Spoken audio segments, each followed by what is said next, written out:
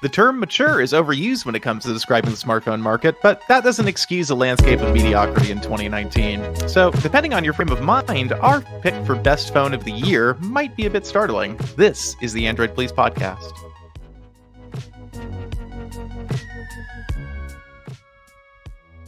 It's Wednesday, December 9th. Welcome. I'm David Reddick. Joining me today is former Pocket Now talent, now a writer, producer, videographer for Android Central, Mobile Nations, and occasionally Mr. Mobile too. Coming out of anywhere but Indianapolis, it's Hayato Huseman. How you doing, man? This is actually like the only week in the last month that I have been in Indianapolis, so good timing. Fantastic. Yeah, so it's definitely been, I think, a crazy travel year for everybody. The phone companies really seem to Yeah. enjoy dragging everyone around. Right now we've got Scott in China for Oppo, which I refuse to do anymore. But yeah, there's a whole lot going on. I know it seems like everybody's been going nonstop. So I think to start the show this week, you probably read the post on our site. Actually, it actually did pretty well. I was surprised. I don't think people usually care about things we pick, but it felt like an apt story because both AP and AC chose like the Pixel 3a as their kind of like phone of the year, or Google's phone of the year in case of you guys. But like, I Yeah. think it's I think it's kind of like symbolic of the state of the smartphone industry in 2019, that when we looked at all the phones, despite the fact that there are ones that are better than the Pixel 3a, I think there are better phones, it's still the one that I go back to and I'm like, well, yeah, I think that on balance, like, it did the most to change things, and I think to also like start a conversation about like what's actually important in a smartphone. Yeah, I mean it's the easiest phone to recommend, I think, at the very least. Yeah, I think that's what it comes down to for us. Like, I think with the pricing and everything, what we kept saying was like, well, it's the phone we tell everybody to buy.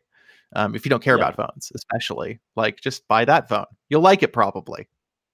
It does so much right and so little wrong, even like it skips all the things that the proper Pixel does wrong. Like there's not a whole lot of compromise with it, which is great. Yeah, and the things that it doesn't do as well, you're like, well, it costs $400. Who Right. cares? Like, yeah, it's a little slower. It doesn't feel quite as nice. Although I think Google did a pretty like killer job on the plastic on that phone. It Yeah, feels they really did. it feels pretty good. Like, I also enjoy, as much as the Atomic Purple got, a lot of hate when it first came out. Yeah. I think it's grown on me. It's like it's very subtle. It's not so bad. It's not my favorite, but I wouldn't be upset if somebody just handed it to me like, "Here you go." I like the neon power button though. I think that's Yeah, yeah, yeah. what makes me love that color. So I think, like, we were talking about, our conversation came down to two phones, and I think your guys did too. We came down between the Pixel 3a and the OnePlus 7 Pro, and it was close. We voted on ours, and it was 4 out of 8 votes went to the Pixel 3a, and then 3 went to Oh, the wow. OnePlus 7 Pro, and then 1 went to the Pixel 4. I don't know why, but it wasn't me. I think that, like, it showed that the most exciting phones this year, both of them were like phones that said, let's take what makes all of our really expensive phones good and cram that into a package that says you don't have to pay as much. Yeah, I mean, again, it's just a phenomenal deal. Even better, I think, than the OnePlus. Like, I like them both a lot, and the OnePlus is the one that I've spent more time with than the Pixel 3a. But at the same time, the Pixel is almost half the price of even the OnePlus. So Yeah, exactly. Like, I think that OnePlus has gotten up in the price bracket, and that's the reasons we didn't choose it came down to not it being expensive. It came down to it missing two things that expensive phones usually have, which are a goddamn IP rating, OnePlus, and wireless charging. Like, and I know not everybody cares about wireless charging, and OnePlus has dash charge and blah blah blah. We all know the party line there, but like, I think overall, though, OnePlus has gotten so expensive that it's getting harder to excuse that. I would even pay more just for them to say, be done with that conversation. yeah, I mean, they're like right along the line of like, is this is this cheap enough to make up for that, or is it still expensive enough that like it should definitely have it? And I think it's I kind of lean towards the latter with like the 7T, the 7 Pro. Like they might as well just have it. Just bump it up like 20, $30 if you have to. I'd Yeah, pay. and I think at that point the benefit to them would be that there is no but anymore, like, about their phones. It's Yeah. just like it's just as good as every other high-end phone, full stop. And I Yeah. think that would be so much better for them. And then you still get the benefit of like the incredibly fast performance and the great heart like the great software that's like super customizable and clean.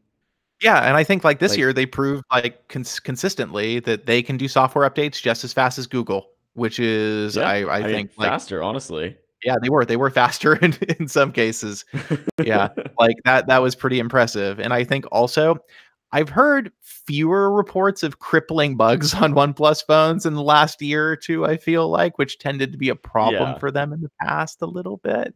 So, I think that's another one, and, I think that the other thing that's, like, they've really shown, like, in terms of maturing is the camera. I don't, like, use a OnePlus phone and cringe at what comes out of the camera anymore. It's not amazing, but it's pretty okay. Yeah, I mean, I did notice that when you guys were out in Maui and Michael made a video on 5G, he kind of showed some of the footage from various phones, and everybody did kind of comment on like, "Ew, look at the color space of the what the OnePlus 7 Pro 5G McLaren edition." Yeah. But I think definitely colors on their phone. It's still the hardest part for them. They've got light yeah, down now, I think, which was a problem on a lot of the old yeah, phones. That was and the detail's probably definitely getting there. Yeah, the detail's pretty good. Their processing, like, like like edge resolution or, things like that are getting pretty decent. I just think that they need more data and frankly for somebody to come up with like a licensable HDR algorithm of some kind that they can use Yeah, because you can just see I when mean they use that's when you use the Google camera on a OnePlus phone, it radically changes the output and you're like, "Yep, you guys just do need a little bit of help there." That's kind of the other thing that, like, is in favor of the Pixel 3a though is, again, it's so much cheaper than any of the OnePlus phones this year, and it takes better photos because it's basically the exact same camera as the Pixel 3 and the Pixel 4. Yeah, it is the exact same camera. Like there's no difference at all. I mean, the only thing that's different about it is the basically the horsepower it has to process images. So it does take longer, of course, but Yeah, it's same algorithms, same sensor, full same camera assembly period as far as I'm aware. It's the same module. So there's yeah. nothing different about it. And it has all the same capabilities. It does 4K video. Like there are no compromises. And so I think that is also a big part of why we picked it. We didn't talk about the camera too much in our post, but that's just because it's like everybody gets it. It has a good camera. Yeah. But it's totally true. And I think that Google probably did a bit of a disservice to themselves in doing that too. Because when the Pixel 4 came out, like I like the camera, except for the white balance problems. But Mhm. if I go and use the 3A, I'm like, picture's basically the same, man. Like no Yeah, real difference unless I'm using super res zoom. and the battery life is a hell of a lot better on the 3a. Yeah, the battery life on the 3A XL in particular is pretty decent. Like I consistently get 5 hours of screen time on that phone, and on my 4 XL, it's lucky to get to 4 usually. And Man, that I'm using a small Pixel 4 over here, it's fun. so your battery's dead already today. I've charged it twice, so we're doing okay. Yeah, see, I can never do that. That's why I can't do the small phones because it's not because I work from home, so obviously I'm literally within arm's reach of a charger at all times, but I'm lazy and forgetful about it. And so Oh, same. if I go to pick up my phone and I'm like, "Oh shit, the battery is at like 28% because I forgot to charge it earlier today." Like I want the phone with a bigger battery to begin with to accommodate for my own stupidity. Yeah, it's, I just I'm always sitting at my, at my desk or on the couch, like, with my charger on my laptop instead of my phone. So I'll, like a friend will text me, be like, "Hey, let's go out." And I'm like, "Yeah, that sounds great." I pick up my phone, it's at 25%. I'm like, "All right, well, Yeah. I guess I'll wait." Yeah. So I think getting back to a little bit. So in your guys' post, you talked a little bit more about how like the basically this satisfied the demand and the hype for a cheaper Pixel phone, which I think was definitely Yeah. true. Yeah, I mean, people I don't think a whole lot of people are buying the more expensive Pixels. Like, not many people I know bought a Pixel 3 outside of our space, and I've definitely never met anybody yet that is not a tech reviewer that owns a Pixel 4. So Yeah, I mean, we have them in our comments because of course they flock to us, but like it doesn't sure. seem like many honestly. Like posts about the phone like do pretty well for us, but I think that's mostly because people just like to hate it. And that's Yeah. unfortunate. I don't want to go back down that road because I've gone down that road for like 4 podcasts in a row.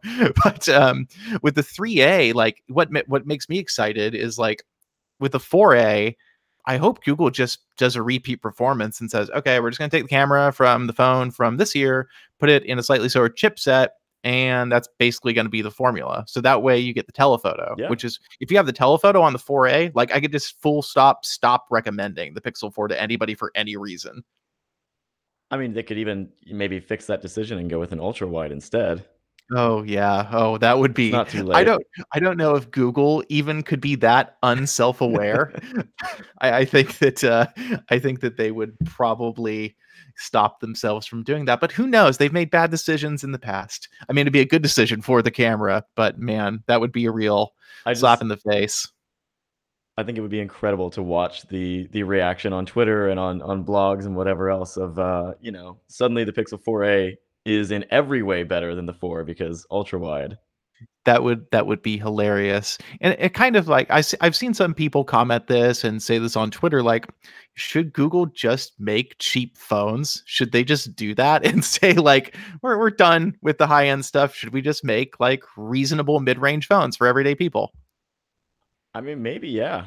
I think you know, at this point, like if we were talking about really expensive phones, if we're going to the $800-900 range, then I would probably pick the OnePlus over the Pixel in any way aside from the cameras Yeah, because the yeah. battery life is better and like I like the software of Oxygen OS better. So if I can just buy a cheap Pixel instead of settling for everything else because of the camera, I think that's totally fine.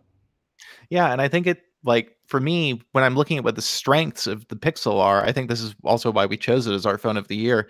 The strengths of the Pixel are the camera, the software updates, Hmm. the cleanliness of the software, and the fact that, like there's no bloat. It's very simple.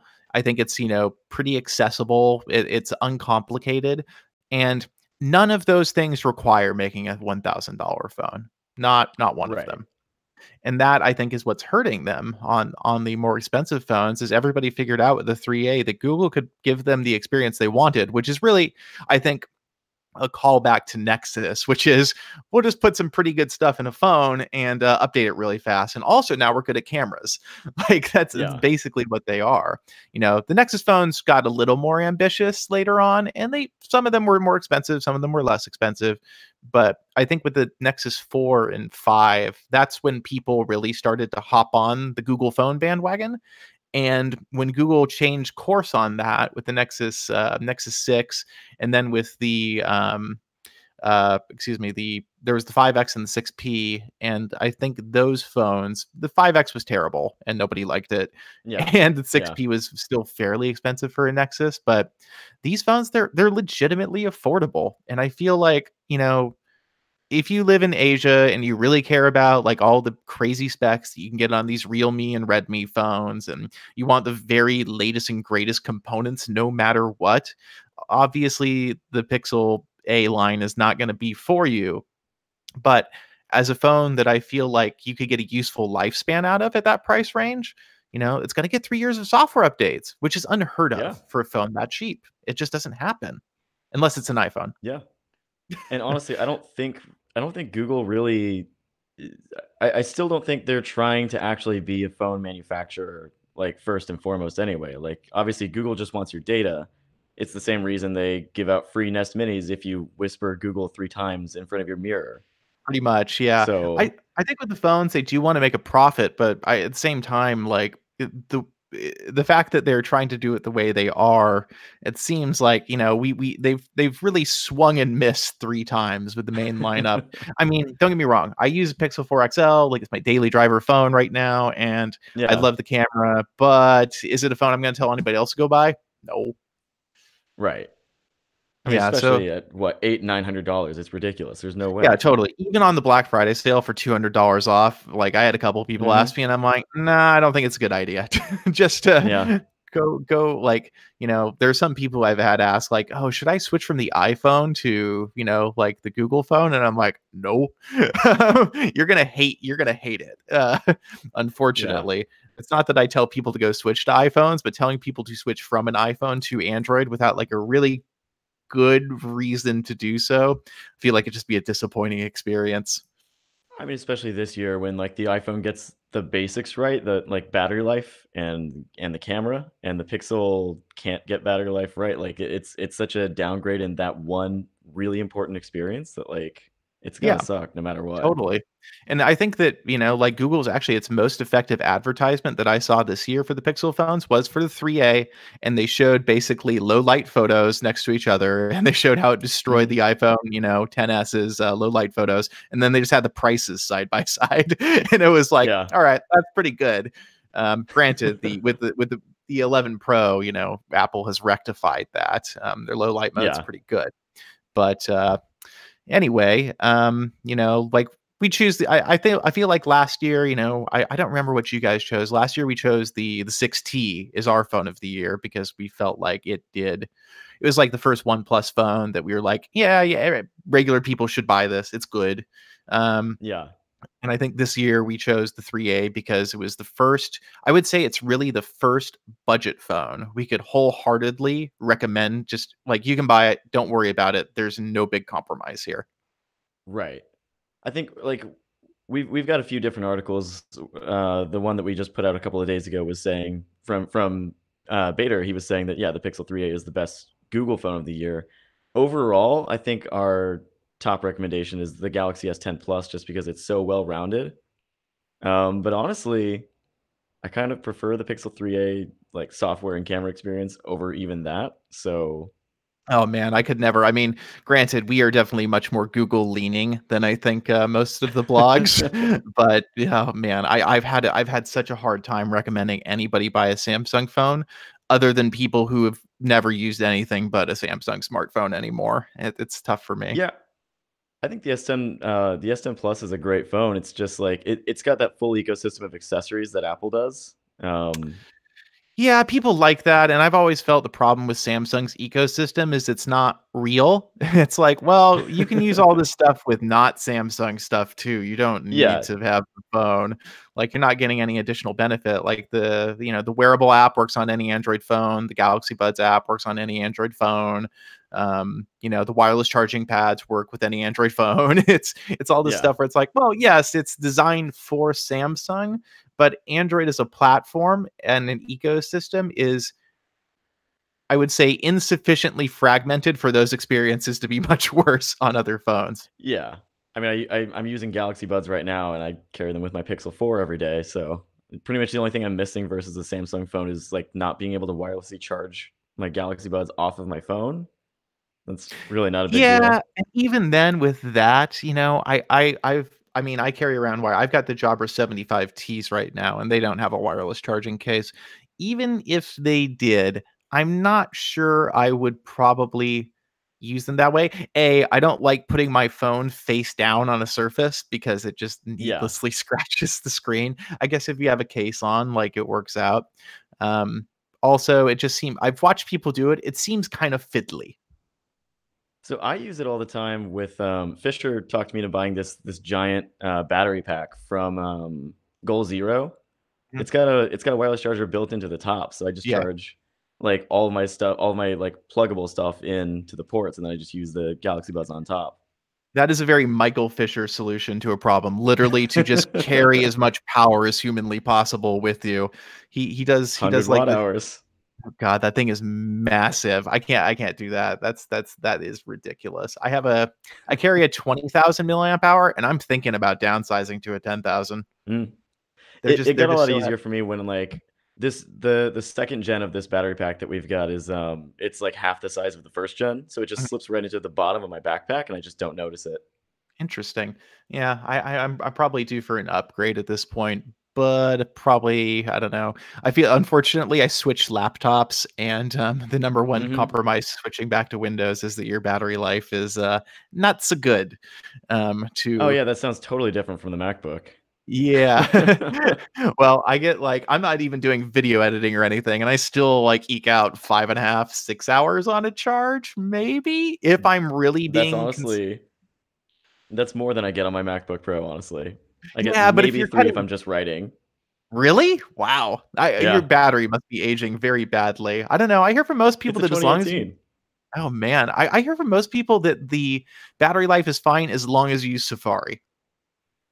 Yeah, that made a huge difference. Actually, now that I've switched to Safari full time, I guess I am getting closer to maybe 5 hours, but with Chrome, it's 2.5, 3 hours with writing, like, Yeah, no with more than Chrome that. on yeah, Chrome is awful. Like I've had to go in and do like changes, like make it such that Chrome can't run in the background and can't also even run when like the window is minimized because I just don't Yeah. want it to do anything if it's not in the foreground, which is kind of like standard Microsoft life, I guess. But I don't know.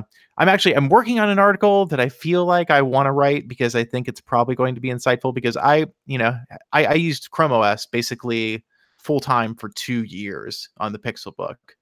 And like when Microsoft announced a new Surface laptop, I'm like, fuck it. I'm so done with this because I waited so long for Chrome to get good and it never quite did, except in the battery department, which it is the Chrome OS is the only platform you can run the Chrome browser on where it does not absolutely destroy your battery life. It's just great. It's It fantastic. doesn't even make It sense to me. Like, they can't do these optimizations on any other platform. Like, what is so special about it? I don't get it. Well, and the problem is it's also really hard to switch away from Chrome, entirely because, like, I Yeah. use Safari for almost everything, but, like, our weekly meetings, at Android Central, I have to switch to Chrome to be able to join the meetings or for, like, YouTube live streams or, like, all these little Google things. They're trying to lock you in, and they're doing a great job of it.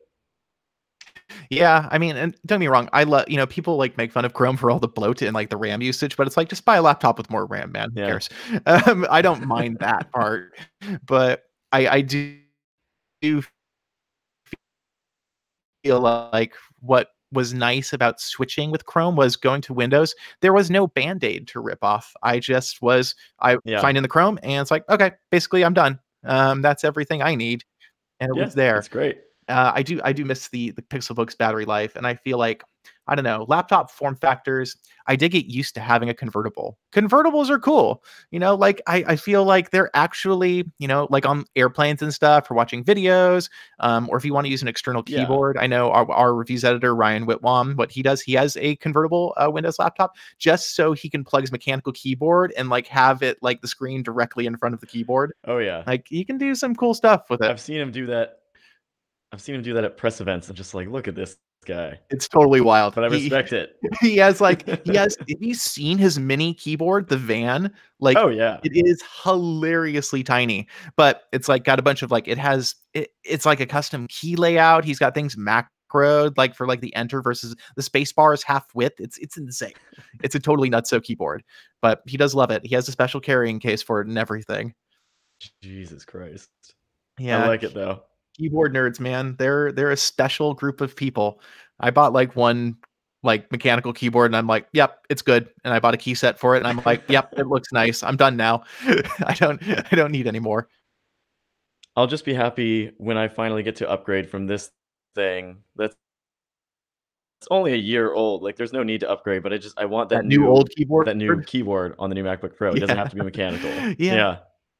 Just anything that's not this. My left command button doesn't work, so everything I do just, like I'll go to hit copy, I'll select everything, I hit Command C, but it just thinks I hit C, and it replaces all my So I text. actually have that It's great. problem on the Surface laptop because for whatever reason, the membrane on the left control key is like heavily like tilted toward the right. I think it's a packaging thing they did. And like Oh, I'll yeah. constantly control C like for an image or something, and then I'll paste in like a link I was trying to tweet last night. And I'm like, well, okay, that's not what I wanted. But overall, it's been a good experience, I guess. Um, so before we veer too far off topic on things that we don't actually have in the sheet, let me do an advertisement for ourselves. Um, Android Police is live on Twitch 4 times a week. 3 of those days are podcast. We're generally live on Twitch at noon Pacific. That's 12 p.m. Pacific, Monday, Wednesday, Friday, podcasting things. And on Tuesday, we have our Q&A show, or sometimes Minecraft stream, apparently, with Cody and or Corbin. The best way you can show your love is by subscribing to Android Police on Twitch. You can get a special Rhine emoji if you subscribe. And yes, that is a real thing that you can use in our Twitch chat. It's lovely. So if you are an Amazon Prime subscriber, by the way, you can subscribe to our channel for free. Just link your Amazon Prime and Twitch accounts together. Doesn't cost you anything. You get 1 Twitch Prime subscription a month if you're an Amazon Prime member. And if you give us that subscription, which we really appreciate if you re-up it every month, you actually give us money, but you don't pay anything. That's crazy, right? So if you want to take Jeff Bezos' money and put it into our pocket, please subscribe to the Android Police podcast on Twitch. You also get extra entries into AP giveaways. And if you don't want to use your Twitch Prime sub, our tiers start at $5 a month. We really appreciate it. It's a great way just to support AP in general. By subscribing to the podcast, you are supporting Android Police at large in everything we do. So we really do appreciate that. You can learn more at twitch.tv/Android Police. And if you don't use Twitch, you can head to androidpolice.com, and there's a big green donate button if you just want to say thanks. We do appreciate that as well. Okay, now getting into the back half of this week's show. Hayato, you've been at Android Central or Mona for what? Have you been there 2 years now? Yeah, I just passed the 2-year mark last month. Good. I actually remembered that kind of. So like, obviously, you're one of the slightly more behind the scenes people at Mona because, you're doing a lot of final cutting, or are you a Premiere person? Final Cut for sure. Okay. So like this year, we're getting near the year end, and so it's very convenient and easy for me to segue into a retrospective. What is your project this year that you've done so far that you feel like was the one where you're like, okay, that's going to be the one for this year where I feel like I really put my heart and soul into it and I'm super proud? It's I have a problem where every video I do, the result isn't always great, but I just like spend way too much time going over every little detail and hoping I can make something really good. But I think probably my favorite video I've done this year is maybe like my Note 10 review, because that's the first time I really mess with like color grading and different kinds of techniques that like now I do in every video, and back then I was just like, whoa, this is crazy for me. Yeah, So I mean, still like that one. That's pretty intense stuff. Like, I know very little about video editing. I just know that color grading is kind of a nightmare. But it seems like a lot more YouTubers are Yeah. really getting into it now. It's super complicated to just like understand every little thing. I don't understand almost anything about color grading. I'm still getting there, but there's a lot to look into. I mean, I've been watching a bunch of like Peter McKinnon videos and just trying to be like, teach me everything because everything he does is like video tutorials and here's how I make videos, and it's great. Yeah, I mean, there's so much content out on YouTube about making videos about videos, Yeah. that I feel like there's this, and I don't follow like the video gear scene as much. I follow cameras a little bit, but I feel like we're getting to a point where pro video gear is coming down like to the prosumer level now, where there's a separate set of gear now for people who are doing serious video. It's gotten like for YouTubers especially, gear has gotten crazy cheap compared to what it used to be. I mean, like I don't know, 3-4 years ago, if you wanted to do 4K video, you have to spend like $3,000-$4,000 just to get started. Now it's like you pick up a $900, maybe $1,000 camera, you're probably going to be able to shoot 4K. Yeah, and I mean, even beyond that, like I was at the Snapdragon Summit last week, and I saw David Kogan had brought his Blackmagic 6K Micro, and micro is a very generous term for that camera. It's quite large, but I was like, I'm like, why are you shooting in 6K? And he's like, I just felt like I wanted to. Like, it's like, and that thing's only like $1,200. Yeah, that's nuts. I mean, 6K cameras for like prosumer 6K cameras didn't exist until Blackmagic made one. Yeah. That's kind of always their deal. I like Blackmagic a lot, even though I'm not always a fan of their products. I like sort of their MO with them. Yeah, one of our contributors, Jackson, is a big Black Magic fanboy. He's Oh always yeah. posting. He loves his Black Magic. I think he loves all things to take pictures and video, but Black Magic seems to be his thing. Um, so like, thinking about like where, what, I'm losing my place here. Gonna have to cut this, Jules. So I think that what a lot of people on YouTube do and what they talk about, and I think that I personally find very interesting. And if you don't have this ready, like, at hand, that's fine. But a lot of people like to talk about like, what is in my bag, like what are the everyday items that you use, like what is critical to doing your job, because I think that people, videographers especially, like have a lot of tools that they do have to carry around, a lot of contingencies to be prepared for, and you also still have to be pretty compact. Yeah, I mean, this is good timing. I'm actually working on a video right now that's exactly this topic. Nice. Plan But that for sure. yeah, I mean, I've been using the new Peak Design V2 series backpack for a couple of days now. It just came in right before I had my last flight of the year, and I've been using the first gen before that for years now. So that's always like my number one thing is like having a good backpack is pretty much crucial because that's holding everything else. Like having good organization and like quick access to things is very important. I don't know. I've spent all year trying to like slim down what I carry, like for my back's sake, and also just to have fewer things to worry about. So at this point, I use my camera with one lens. I've got like I don't know. I've got a little tiny little Rode lav kit now. This like it's a little clip on, and both parts of it are like really basically the size of maybe like two of your fingers next to each other. It's crazy small. It makes everything super convenient. Versus my other lav kit is enormous, and that's pretty much all I need to film a video, just run and gun, and then just plug it into the laptop and get cutting from there. I don't carry an SD card reader anymore because my camera has USB-C. Um, so like every little thing I can do to slim down is always helpful.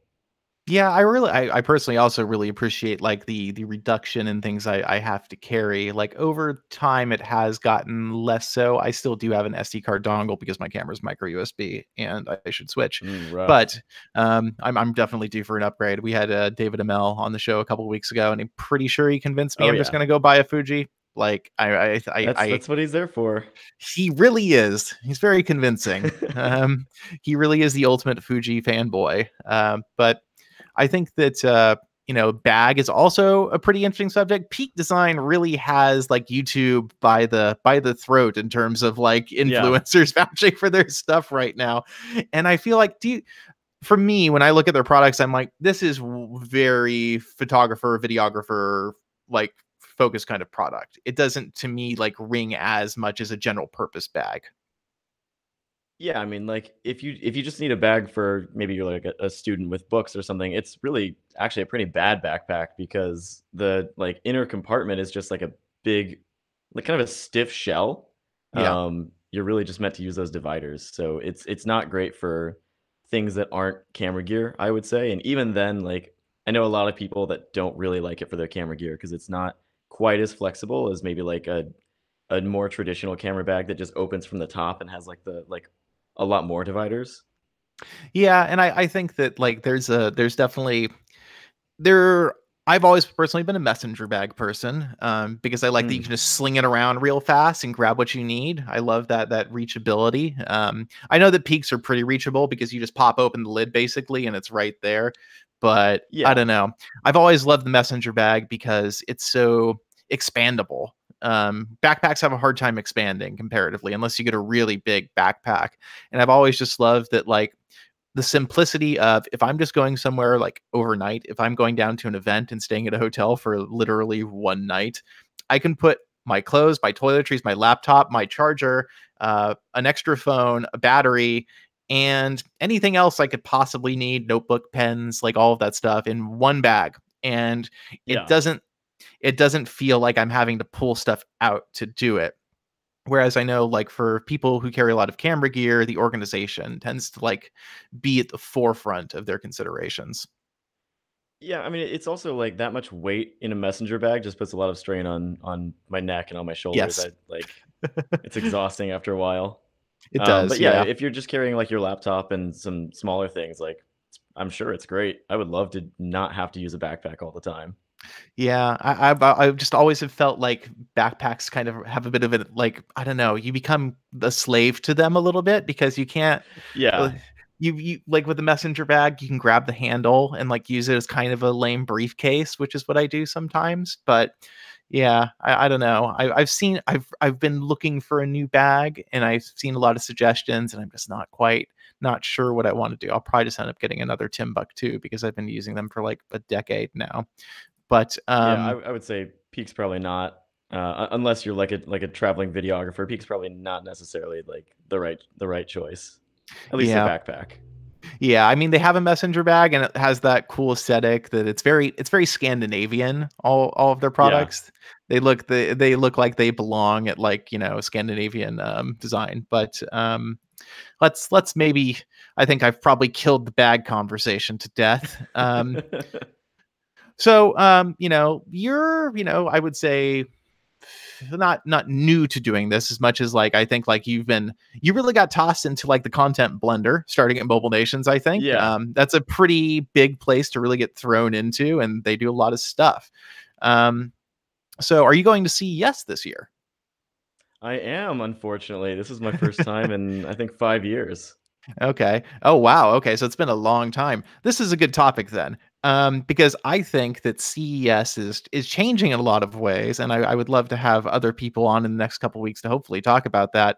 But I'm going, and I'm having a hard time justifying it anymore, Yeah. just because it's CES as a show has really, I think if you having not been there in 5 years, you will find that it's very different from what it was 5 years ago.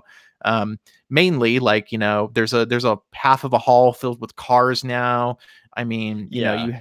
you have a lot of weird like major installations outside the main convention center. Google had their like little carnival ride last year, and there are all these massive like setups, which are much more about they're much more about like basically corporate image.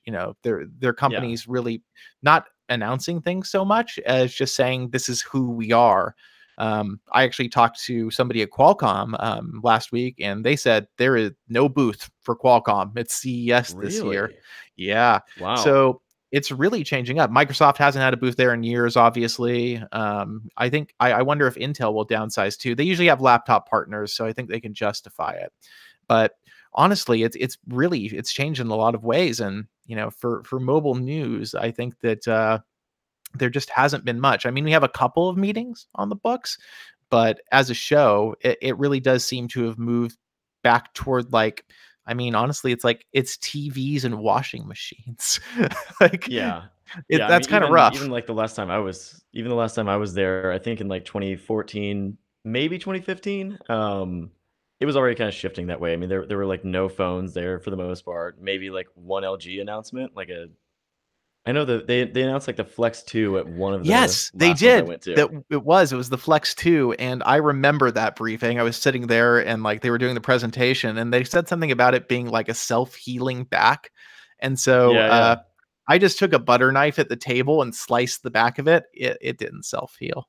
Um, That's one of my favorite things that that's back when I was with Pocket Now, and I remember I got assigned like, here's the G Flex 2, test the self healing, just beat the shit out of it. And I took a knife to the back, I threw it out of my car, I did all kinds of stuff, and made a pretty poorly done video, but I had a lot of fun making it.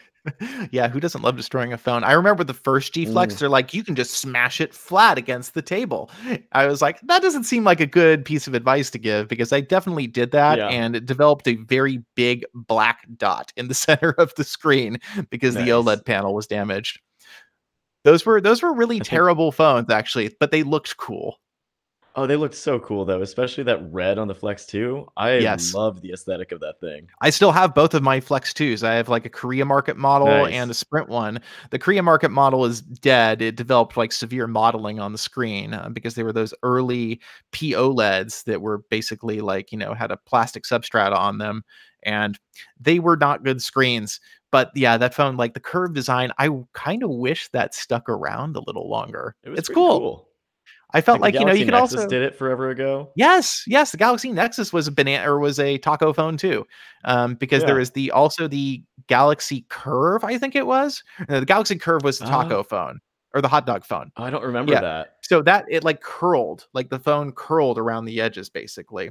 So Okay. it had a No, I think I curve. do remember that, yeah. That was a bizarre Galaxy Round. It was the Galaxy Round. Yes, that was Yeah, that yeah, phone. yeah. That was bizarre. I never got to use one of those. That was when Samsung still did really weird stuff. Like, I Yeah, they had, like, the remember. Galaxy Mega. Yes, I used the Mega 6.3. I reviewed it. It was so big it didn't fit in my jean pockets. Like, that was Yep, a same. massive phone. That was actually much bigger than the phones we use now. People are like, a 6.3-inch screen is tiny. It's like, nah, dude, that was like a 16:10 aspect ratio. That phone was Mhm. like tablet Super size. wide. Oh Yes, it my was god. so wide. It was such a crazy, crazy cool phone. But I remember loving it. I'm like, I'm basically using the whole internet on this phone. Like I can hold it old person distance away and it's still legible. Like It it was just, was like, pretty awesome. 720p and, like, wider than Yes. a Tesla Model S. Oh god, it was so huge. I will never forget using this when that thing showed up and I like held it in my hand. I'm like, this is ridiculous. Oh, yeah. Totally First nuts. thing I So did when I opened mine was, like, hold it next to the HP Veer. Took some photos. It was great. God, it was so long ago. But yeah, at the time, that was like, I mean, compared to today, we have some big phones. Like Huawei has what the had last year, the Mate. I forget what it was. Was it the Mates? It wasn't the Mate The Mate 7. X Pro, I think? Or Yeah, the Mate Mate X, Pro. Mate Pro. Yeah, that phone was very big. That Yeah. phone's large. I think that I might think rival the Mega. I think Daniel Rubino on our team still uses his. Like, he carries it Wow, all the time. that seems like an apt choice of equipment for him. He loves Um, it. Yeah.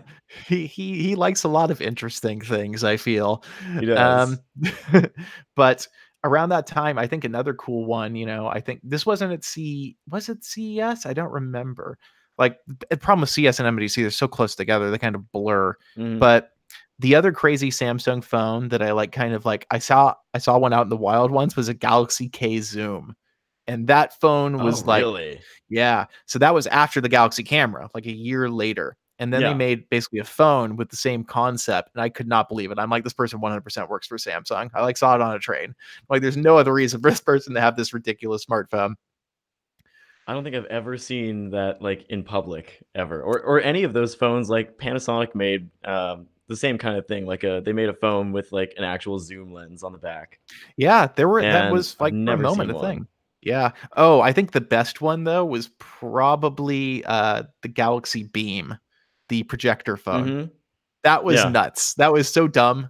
But It was like pretty cool, though. it was super cool. There's like, I mean, the shape of it was so bizarre. It was like that was Yeah. when Sam's like basically like shotgun approach to the smartphone form factor. Like whatever we can do, we shall. Yeah. I like It- that. I really miss those times. We're getting back into it with, like, all these foldable phones and everything, which is fun. yeah, they were. I felt like they were fun. They were also fun to make fun of because I'm like, literally nobody's gonna buy Yeah. this. But I also feel like actually with the Galaxy camera, they had a pretty good idea. Like I wish They somebody did, like yeah. I wish Sony or a Fuji would just be like, screw it, we're gonna put an Android UI on the camera, and like it just makes everything easier to share and send. Well, Like I'd live Sony for that. made that, Sony had that clip-on Oh lens that was, like, yes. just a dedicated lens for your phone. It was actually apparently pretty good. Like, Bader showed me some of his photos he got with it. They look great. Yeah, supposedly that little system, I used it a couple of times. Like I don't remember how my samples looked, but it was well received. It was just really awkward to use, and the pairing system did Yeah. not work well. Like the performance was left a lot to be desired. Yeah, that was an So I think, like, interesting a product. 2020 model would be kinda nice. Like, now that manufacturers kinda know what they're doing and how to make things actually run properly, I think it'd be Yeah, kinda I kinda feel neat to like revisit. you could probably make it smaller. I wonder if you could make one like basically work through wireless charging, so the battery could be really Oh, tiny. yeah. That would be kind of nifty, actually. If it just, Yeah, like, I'd be into magnetically that. attached to the back of the phone. I wonder if you can do magnets in wireless charging. That might not work, actually. Yeah, But, probably not. you could probably use some kind of, like, re-stickyable adhesive maybe. I would be down for a product like that. When 9 to 5 Google rumored that, like, Google was considering a DSLR attachment, I was like, "Oh, I might be weirdly interested in that, you know. Well, the simple solution is to just buy a red hydrogen one, and then Oh yeah, buy just all those wait. mods that totally came out. Oh man, what a disaster that was. But I think Yeah, that's we don't need like, to get into that one. oh god, yeah, that was real bad. I think that's got to go. Like if somebody's working on a worst tech fails of the decade, that's got to be top Hmm. 10. That's it's really got to be Absolutely. up there. Really a good one. But I think that, like, because I don't shoot almost any video. Like there was a brief time where I shot a little bit of video, but Mhm. anymore I'm 100% stills. And so like the idea of something that attaches to my phone and I just keep in my bag and it like instantly transfers my photos back to the phone, that's like what I want. It's I mean, don't get me Yeah. wrong. I still appreciate a real camera because like anybody telling me you're getting like DSLR quality photos off of a little dongle is lying. But it's appealing because I mostly just do product shots. And for product shots, I don't really care how good the glass is. I Yeah. just want the photo to be framed right and to have sufficient bokeh. I mean, even on my Sony, that's the thing I miss the most about, like, it's always super annoying trying to transfer, especially now without SD cards on, like, any laptops or anything. Yeah. It's annoying trying to transfer files over, and I especially trying to get them to my phone, I never wanna do. So if I could just have them saved directly, like, then you almost, like, you don't need to worry about the camera on your phone at all at that point, and then I could definitely just use a OnePlus, like, 7T and never worry about anything again. It'd be great. Yeah, it would be great. And like I remember when I got my camera, which is ancient at this point, it's a Sony RX10, and I got that camera and Mm. Sony had the app out. I think they still have the app, but like you could transfer photos over Wi-Fi Direct, which is a standard that, rest in peace. Just never quite Yeah. worked the way anybody wanted it to. But I remember when I had that system like down, I had like a watermarking app on my phone, and so it would transfer directly to the phone over Wi-Fi Direct, open the watermarking app, run a batch operation, and then share them to Dropbox, and they would be uploaded like instantly. I was like, I'm living in the future. That's the dream. Yeah, for that was like 2013 when I started doing that. So it really was like it was fairly like, wow, that's some workflow there. But then I got way lazier and I'm like, Yeah. screw it, I'll just buy an SD card reader. I don't care. Um, Yeah. but I feel like that's actually, maybe an area that still seems like really ripe for optimizing is like how, especially in cameras, like cameras particularly have, I feel like, really fallen behind the rest of like the Oh, smart yeah. product world. And don't get me wrong, like cameras, like they're amazing cameras out there. The imaging capabilities are going through the roof. I think that's where all the investment's going. But at a certain point, I'm like, okay, most cameras take like prosumer cameras take good enough photos for you to do like use this professionally. Like you're a photographer, these photos are good enough for like for someone will pay you for these photos. Yeah. It's definitely much more about what you're doing than what you're using at this point. Um, Whereas I think in the early days of DSLRs, like, they were pretty expensive. A lot of people wasn't sure about investing and the sensors were small. And so like there were a lot of compromises. But now I feel like camera makers should be probably like prioritizing just making stuff easier to use, which they all seem like almost comically bad at. Yeah. I mean, I love my A7 III, but that's the number one thing everybody immediately points out is, like, Sony has the worst software interface and, like, settings navigation menus. It's terrible. But everybody except David Amell also says that about Fuji too. It's literally the worst. The software is the Yeah. worst. Like it still Yeah. sucks. It I just don't like sucks shooting with less. Michael's camera. You know what though? Kogan's Black Magic Oh, has huge screen. It's amazing. incredible software. The touchscreen interface is fantastic. All the settings are super simple and really well laid out. Like that's the best thing about the camera, I think. It's Yeah, I was fantastic. watching him use it and the interface does look super intuitive. Like I feel number 1, like the massive screen is a huge help there. It's Like you're so able to nice. you're able to Yeah. space things really nicely. And I also feel like, if I was in the market for a camera, like if there was like basically a similar version of the camera where you eliminated maybe 2 of the rear dials and made the screen like an inch and a half bigger, yeah, I want that one. I don't Yeah. need all of the dials.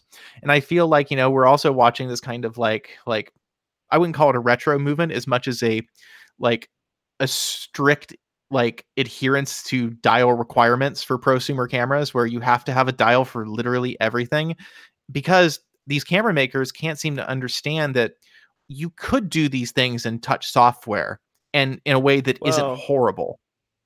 yeah, I mean, Blackmagic is for the most part doing that, but I think as much as I'm usually a fan of touchscreens for everything, I do really want dials on a camera and like buttons and just I physical want like controls. I feel like there's a middle ground maybe though, like where you don't need dials for literally everything, which is the Fuji approach. I Yeah, want dials for some of the things. Like I think, it's reasonable to want an ISO, shutter, aperture, sure. like zoom, of course. Like there are things in custom, a couple custom buttons, but there's so much room on top of these cameras that I feel like it's pretty doable. And it just, I don't know. It's one of those industries that really does bug me because the players are all from Japan, and Japan Yeah, historically has a they really they really stick to their own dogma on technology. Like this is yeah. how it is because this is how you do it. And I feel like that's why, like you said, when you look at Black Magic, you're like, oh, well, that's an American technology company saying like, oh, how would we reimagine like how you use a camera? And I think Yeah. that could be helpful, but I feel like none of these I mean, companies want that help. talking to the Sony guys is hilarious because you'll just say something really obvious like, "Man, I wish this camera had a flip out screen so I could see myself while I'm filming." And they're just like, "Oh, we never thought of that. That's a really good idea." And you're like, "People have been asking about this for years. What do you mean?" This is something that I think we experience with a lot of companies from both Japan and Korea. Like when you deal with certain Korean companies, like you get the sense that everything's very insular. Like everything Yeah. is very like they have all of their ideas are from they're all internally sourced, and so there can be like decisions that go very far up the food chain, and you end up with products that like do things like. I always use LG as an example of this. Like clearly LG builds smartphones by committee, but the committee is insane. The committee Yeah. doesn't know what to do. So, I always felt that way about cameras too. I'm just like, it would be so easy to change X, Y, and Z and you'd have a much better experience. Like literally just ask Google, like, could we develop a Google Photos plugin? Like, how hard would this be realistically? Like a lot of these companies like would die to be on these cameras as like the cloud storage provider of choice. I mean, can you imagine having like Google Assistant built in and just be like, "Okay, G, change my ISO or whatever, set a remote timer." Yeah, or you could just have like quick setting modes, like set to like, set mode A, mode B, whatever, like things that you could Yeah. access much more quickly. Like I know Fuji has tons of film looks. You could probably like it'd be easier to just like probably name one.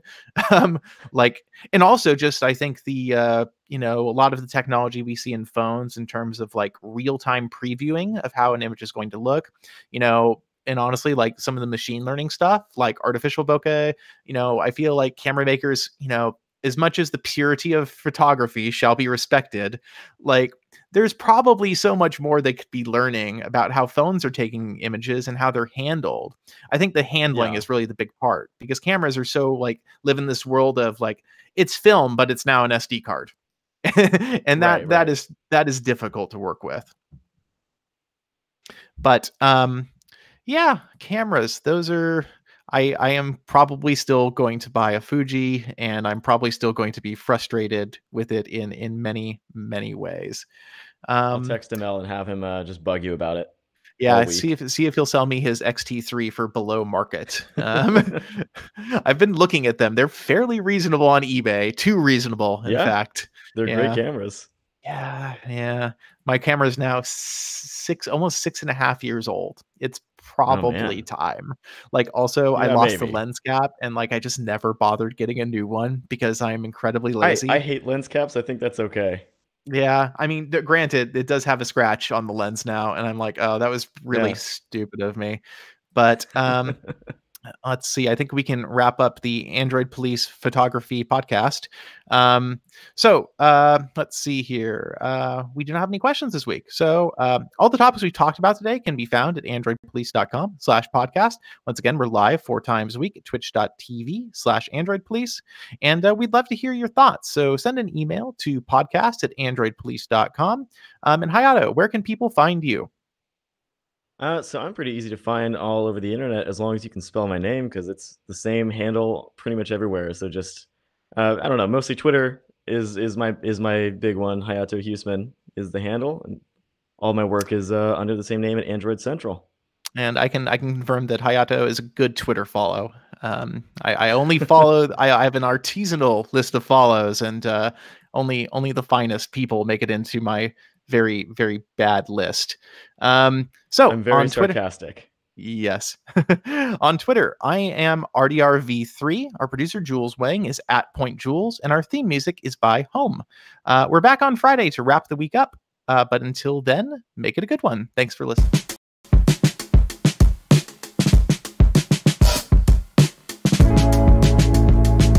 I think mostly I just want to hear about how often you have to go get your Galaxy Fold tightened. Oh my god. The one person that owns a Galaxy Fold by choice.